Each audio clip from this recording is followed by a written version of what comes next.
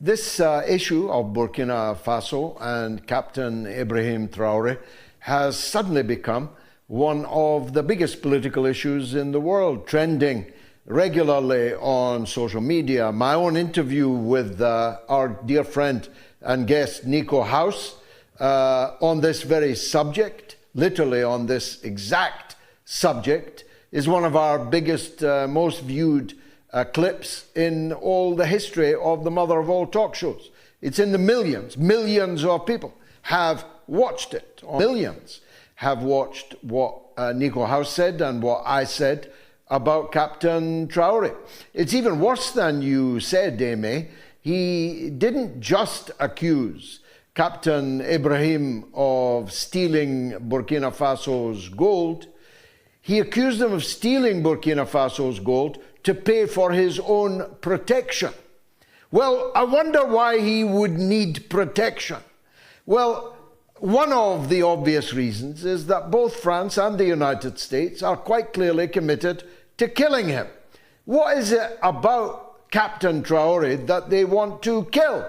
Well, in addition to the great strides forward that you have adumbrated, this very week, the Burkina Faso government abolished all education fees.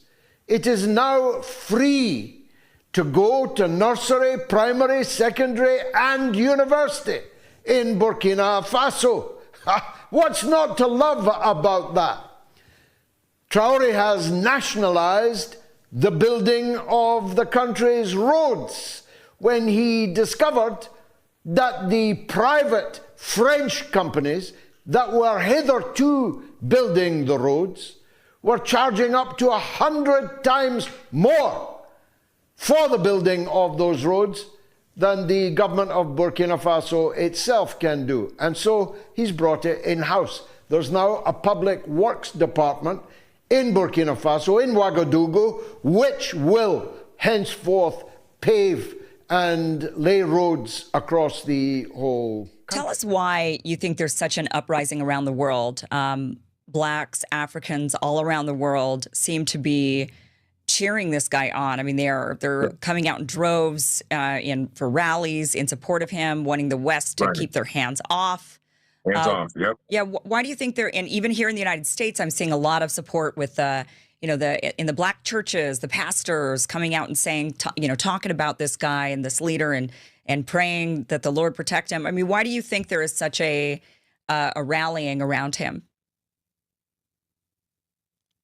When you are from a community whose leadership has been executed by force, Dr. King, Malcolm X, Medgar Evers, Bunchy Carter from the Black Panthers, you cannot help but feel resonance with other Black communities who have lost leaders by deep state execution. Patrice Lumumba of the Congo.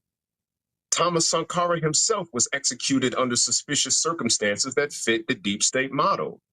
And everybody in Africa knows it. And so we have all, in a collective sense, as Black folks in the diaspora, have felt the need for somebody to rise up like this again. We tried leaderless resistance. Leaderless resistance has its merits, but actually leadership encapsulated in a person with integrity and with force is something that has hit us all in a very real, deep way, because we know that we need it. So now we have somebody who's embodying this example. And that's why, regardless of where you stand in the diaspora, everybody resonates with Ibrahim. It's like, can we have somebody who's forceful enough to protect what's being built and not use that force to prey upon the people? Here in Black America, we had plenty of greedy, moocher people, who talked a good game, but didn't back it up. Didn't stand on business for the actual people they said they were serving. So Ibrahim shows up and we're like, can we get more of this, please? Thank you. And that's why people are resonating all across the world. Yeah, it's interesting that, when I look at what's gone on in Burkina Faso and, it's like the West. So the West obviously got into the slave trade and did that until they could no longer do that. And when that was no longer okay, it was like, okay, all right, fine. We can't do slavery, but we'll figure out another way to siphon resources. We'll figure out another way to control. And we'll do it through like these multinational corporations that'll basically just come in and own everything.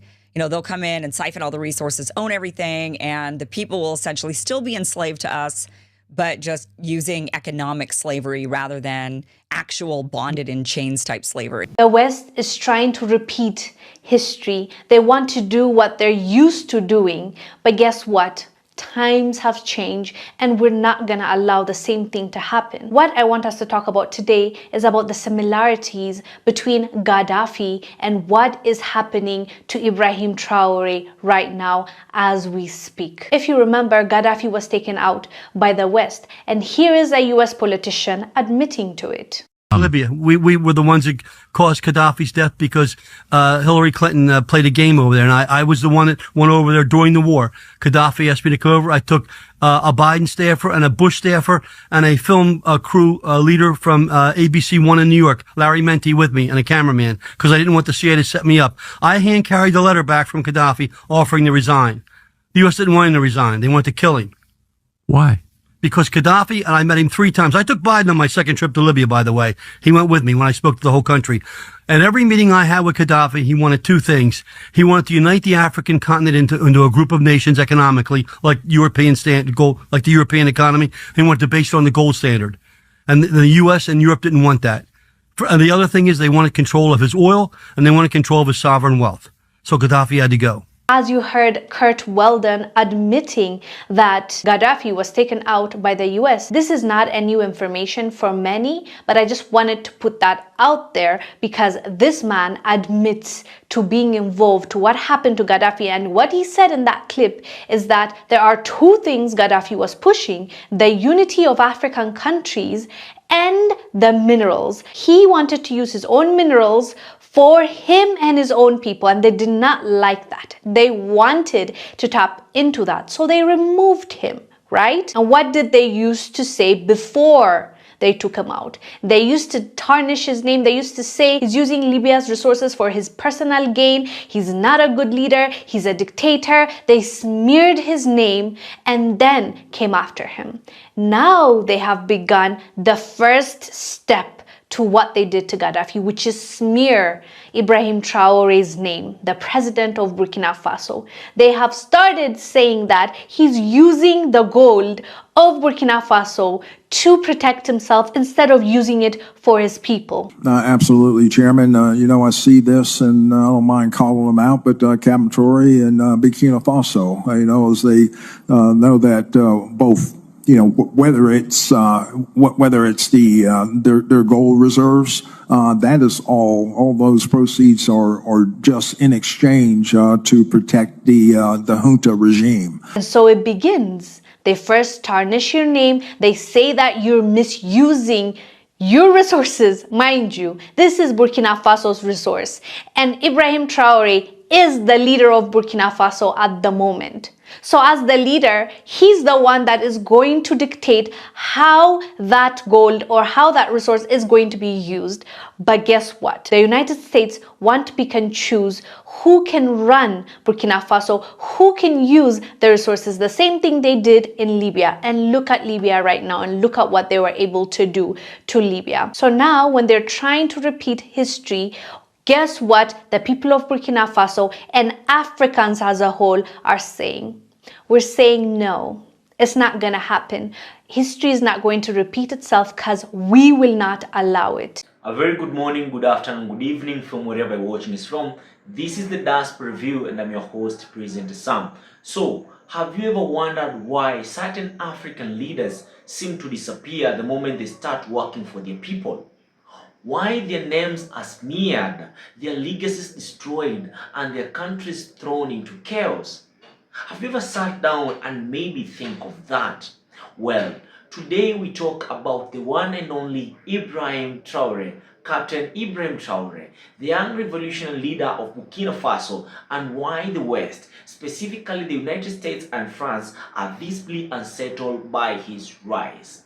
He's made education free at all levels. He's kicked out corrupt foreign road contractors. He's nationalized key projects to serve the people, not to profit multinational corporations, and most importantly, he's reclaiming his country's gold for its citizens. He sounds like a hero, Right. But if you know African history, you know what happens next. Before Patrice Lumumba was murdered, they called him a threat.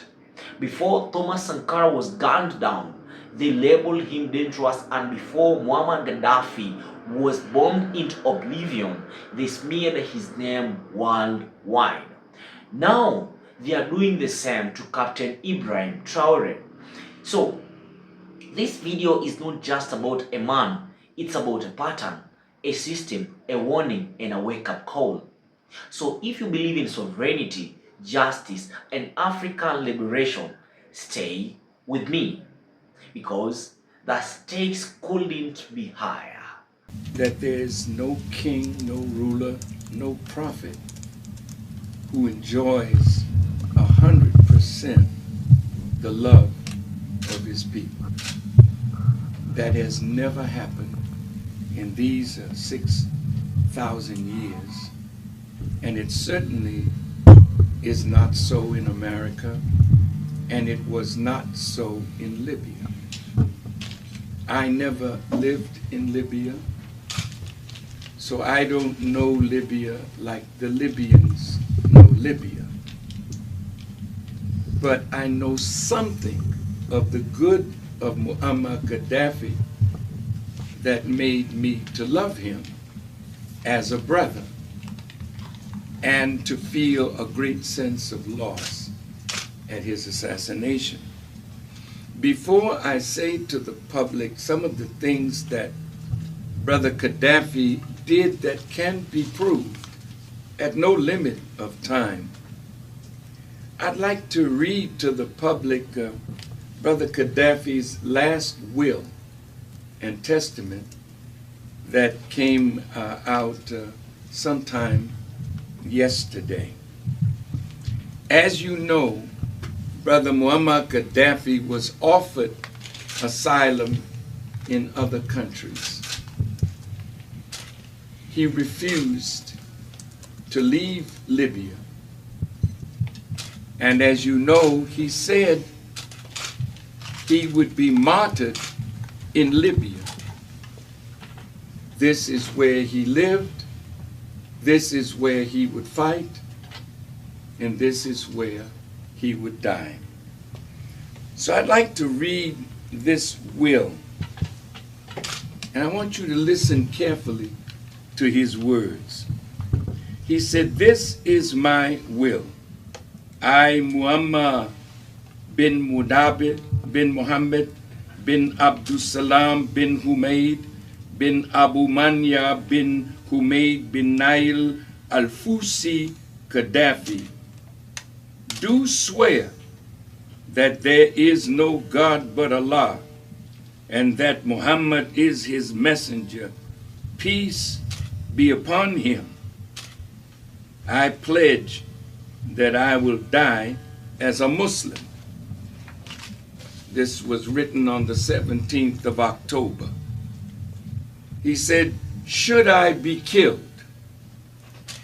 I would like to be buried according to Muslim rituals in the clothes I was wearing at the time of my death, but with my body unwashed in the cemetery of Sirte next to my family and relatives. I would like that my family, especially the women and children, to be treated well after my death. The Libyan people should protect its identity, achievements, history, and the honorable image of its ancestors and heroes. The Libyan people should not relinquish the sacrifices of the free and best people. I call on my supporters to continue the resistance and fight any foreign aggressor against Libya today, tomorrow, and always. Let the free people of the world know that I could have sold out our cause in return for a secure and stable personal life. I received many offers to this effect, but chose to be at the vanguard of the confrontation as a badge of duty and honor. Even if we do not win immediately, we will provide a lesson to future generations that choosing to protect the nation is an honor, and selling it out is the greatest betrayal that history will forever remember, however they try to portray this.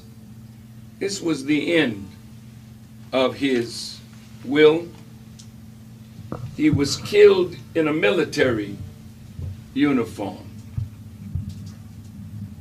He wanted to be buried in the khaki clothes that he was wearing. And of course, you heard the news that they took his body out in the middle of the night.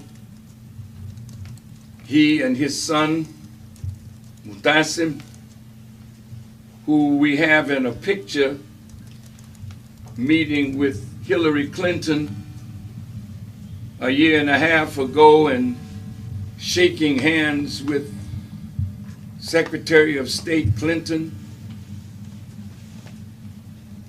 which should show the world that shaking hands with your enemy and receiving a pat on the back from your enemy should never lull you to sleep that the enemy has changed. The enemy is the enemy. And when you fall asleep on that knowledge, that is when the enemy will take us out. The betrayals of his inner circle.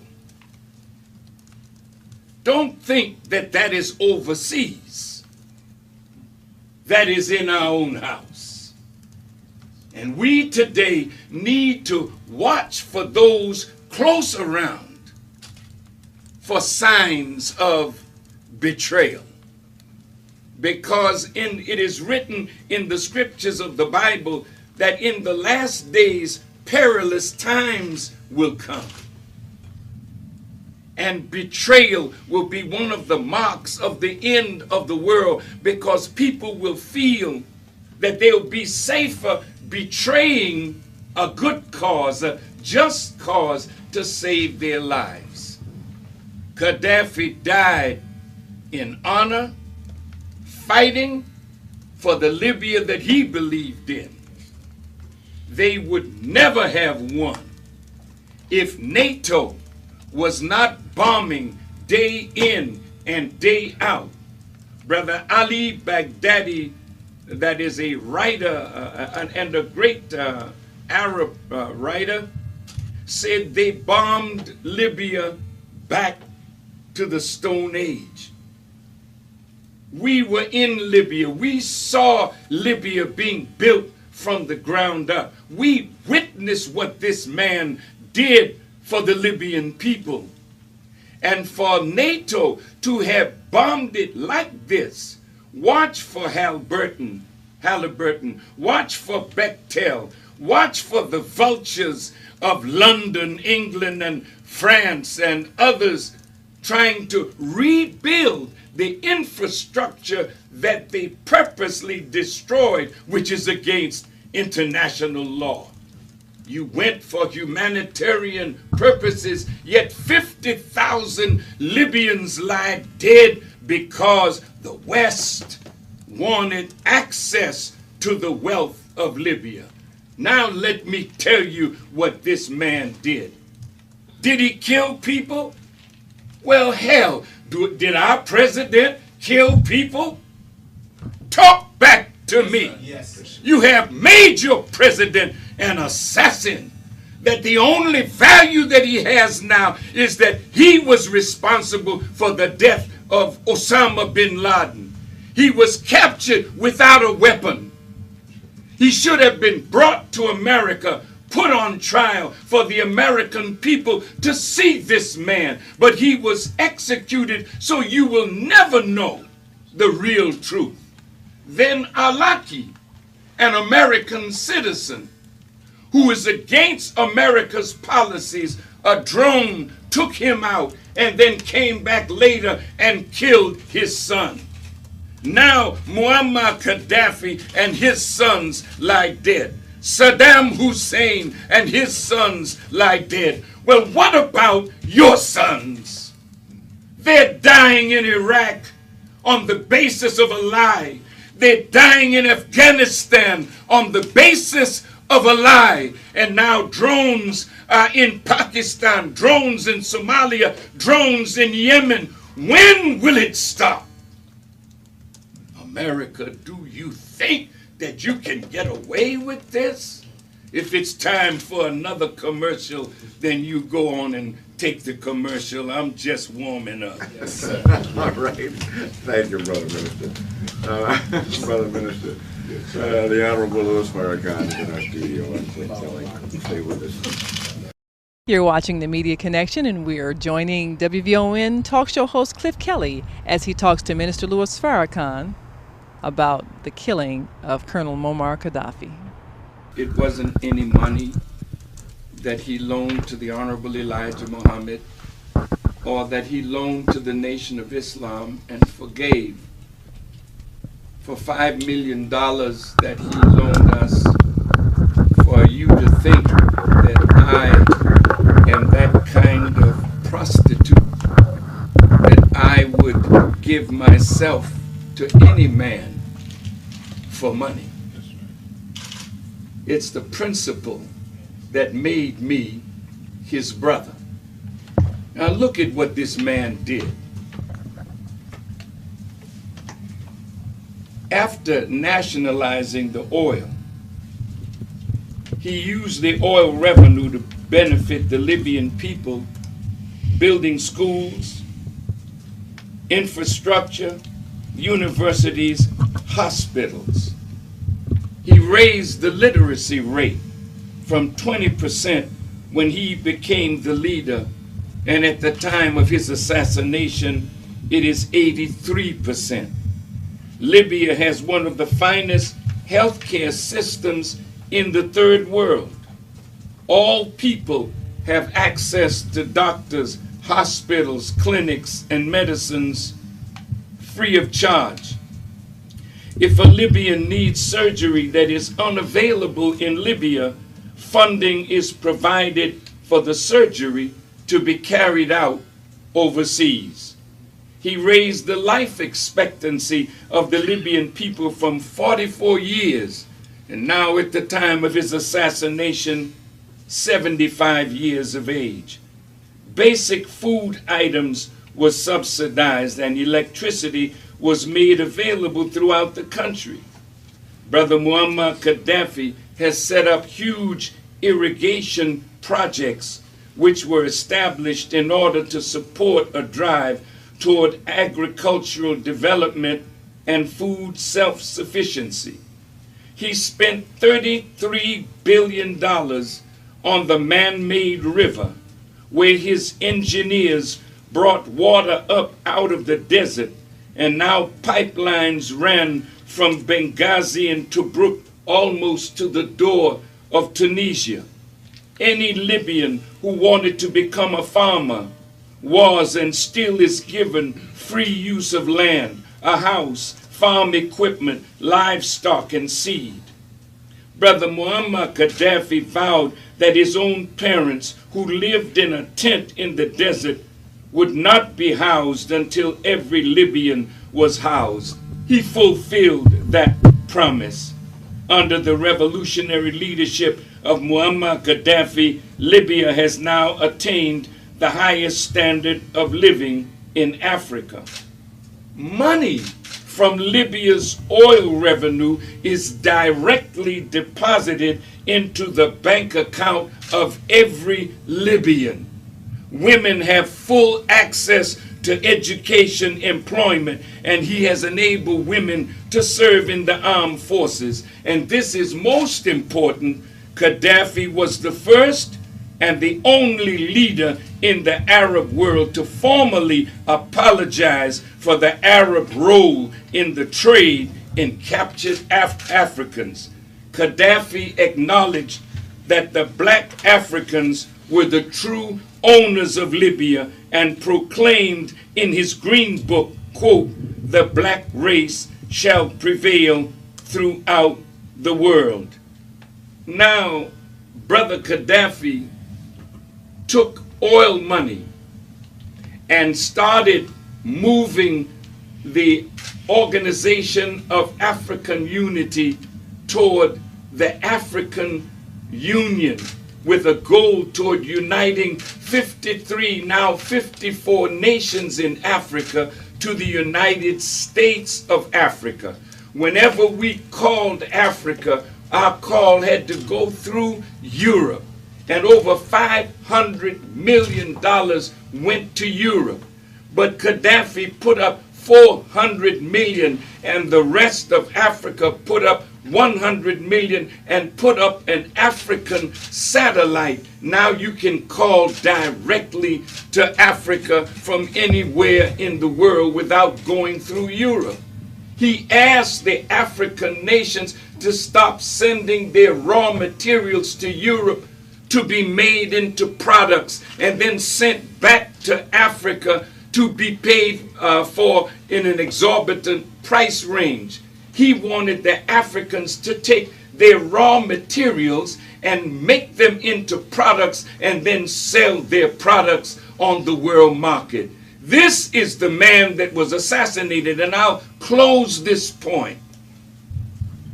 The minute he wanted Africa united, America, Britain, France, Germany, Europe was against it. So they set up NEPAD, a new economic development pact. Gaddafi was against it. Sarkozy came up with another plan to take all the North African nations that are Arab and unite them with the nations of Southern Europe. Gaddafi rejected that. America wanted to set up on the African continent African as a launching pad for the recolonization of Africa. Gaddafi was against that. I read an article by the Jewish man from a Zionist that was the former assistant to Rumsfeld. I can't call his name. Who? Pearl? No, not Pearl.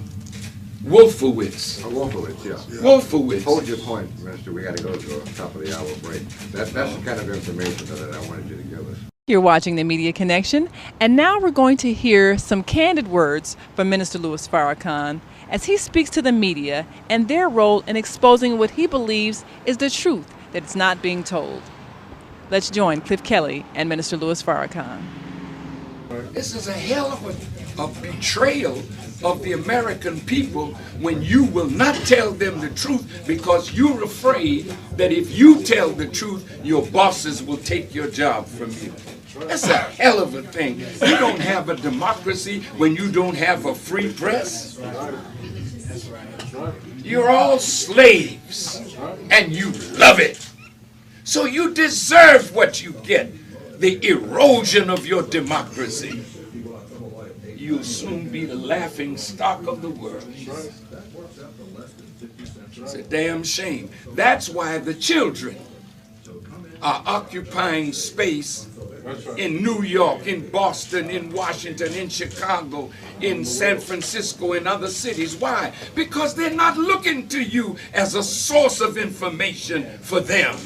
Look how long it took you all to talk about what was going on in New York. It took you 2 weeks because the same people that controlled the banks controlled the media. Yes, sir. That's right. You all know it, but you're afraid to say it.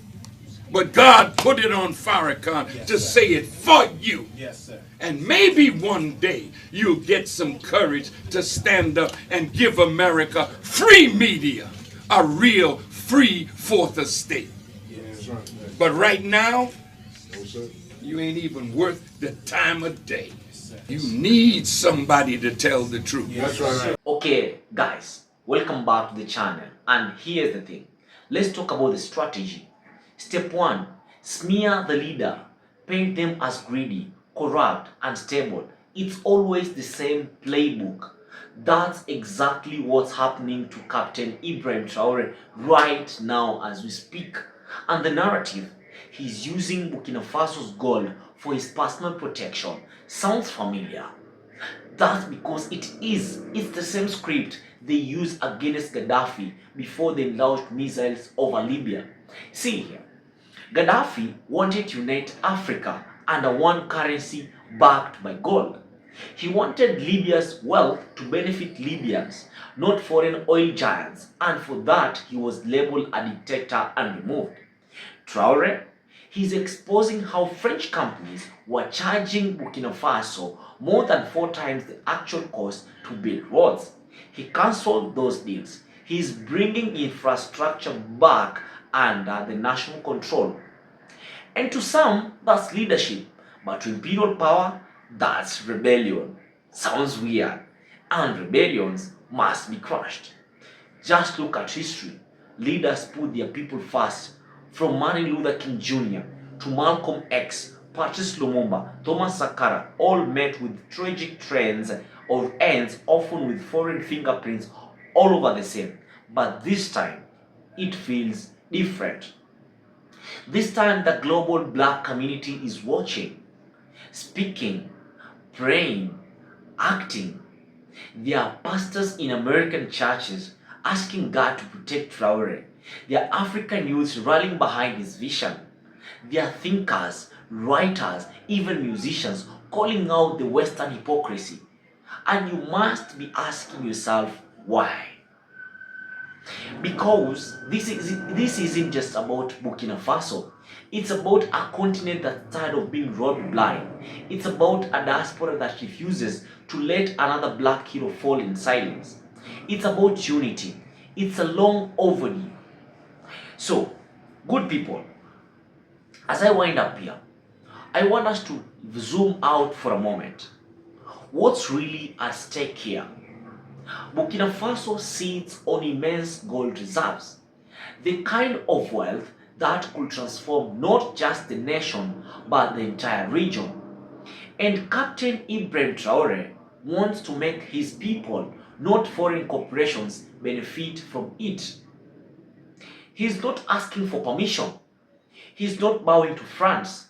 He is not waiting on IMF loans with strings attached, of course, and that's terrifying to the powers that be. Because history shows us that any African leader who tries to control resources, talk about oil, gold, diamonds, or even water, ends up either assassinated or replaced with someone more cooperative. And so the Western propaganda machine begins. First, here comes the accusations. He's unstable, he's hoarding wealth, he's anti-democratic. A lot of things being talked about by, then comes the sanctions, the threats, the destabilization campaigns, and eventually, as we saw in Libya, bombs, the killings, assassination looms. Let me be clear. This video is not a conspiracy theory. It's a reflection of history. Patterns repeated so often they've become predictable. Gaddafi, Sankara, Lumumba, even Haiti's Jean-Bertrand Aristide. Leaders who try to break free and pay the ultimate price. What makes Traoré dangerous to the West isn't violence or extremism. It's vision, what he can see. It's ingrained integrity, what he stands for. It's the fact that he's walking the talk. He's doing the things that black people across the world have been praying for.